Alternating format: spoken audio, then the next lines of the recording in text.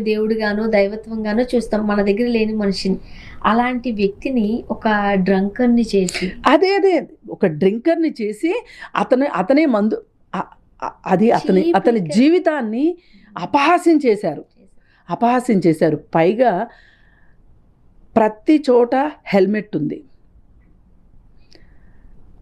ఎక్కడైనా ఒక చోట అతను తాగుతున్న ఫోటో చూసామా? స్క్రీన్ ప్లే అంత దారుణంగా ఉంది. ఎవరిదో గాని ఆ స్క్రీన్ ప్లే. కానీ తరువాత బయటికొచ్చిన విషయాలు చూస్తే దీని వెనక చిన్నవాళ్ళైతే లేరు. ఎవరో పెద్దవాళ్ళే ఉన్నారు. పెద్దల హస్తమే ఉంది. ఇది కావాలని చేసిన హత్య. అయితే అతను కోర్టులను కూడా అతనుకున్న పరిజ్ఞానంతోటి కోర్టులను కూడా ఛాలెంజ్ చేసిన వ్యక్తి ఇతను. పైగా లాయర్లు కూడా అక్కర్లేదు, నా కేసు నేనేసిన కేసు నేనే వాదించుకుంటాను అని కూడా చెప్పాడు. అదేంటంటే మతం మారితే కులం మారదు. కానీ మతం మారితే గనక కులం ద్వారా వచ్చే రిజర్వేషన్ మీకు రాదు అని ఏదైతే చెప్పబడుతుందో దాన్ని ఛాలెంజ్ చేశాడు అతను. ఆ ఛాలెంజ్ చేసిన దాన్ని తట్టుకోలేక భరించలేక కొంతమంది అతన్ని అడ్డు తొలగించుకున్నారు. ఇప్పుడు ఈ మధ్య కాలంలో ఒక కోర్టు తీర్పు వచ్చింది.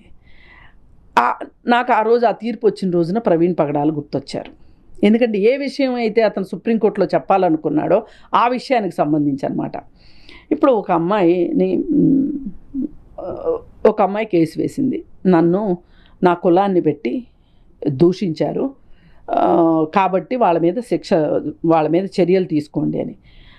ఎవరైతే ఈ అమ్మాయిని దూషించారో వాళ్ళు ఏం ఆన్సర్ వేశారంటే, ఆ అమ్మాయి ఆ కులంలో పుట్టిందన్నమాటే కానీ ఆమె మతం మారింది కాబట్టి ఆమె ఆ కులానికి చెందింది కాదు, కాబట్టి ఎస్సీ ఎస్టీ అట్రాసిటీస్ కేసు చెల్లదు అని చెప్పి వాళ్ళు ఆన్సర్ ఇచ్చారు. కానీ కోర్టు ఏం చెప్పిందంటే, అలహాబాద్ కోర్టు ఏం చెప్పింది అంటే, మతం మారినంత మాత్రాన కులం మారదు, కులమే. కాబట్టి ఆమె పైన ఎస్సీ ఎస్టీ అట్రాసిటీసు కేసు వెయ్యటానికి వీల్లేదు అనటానికి లేదు. మీరు ఆ విధంగా కులాన్ని బట్టి దూషిస్తే కనుక ఆమె కేసు వేసుకోవచ్చు అని చెప్పి కోర్టు తీర్పిచ్చింది.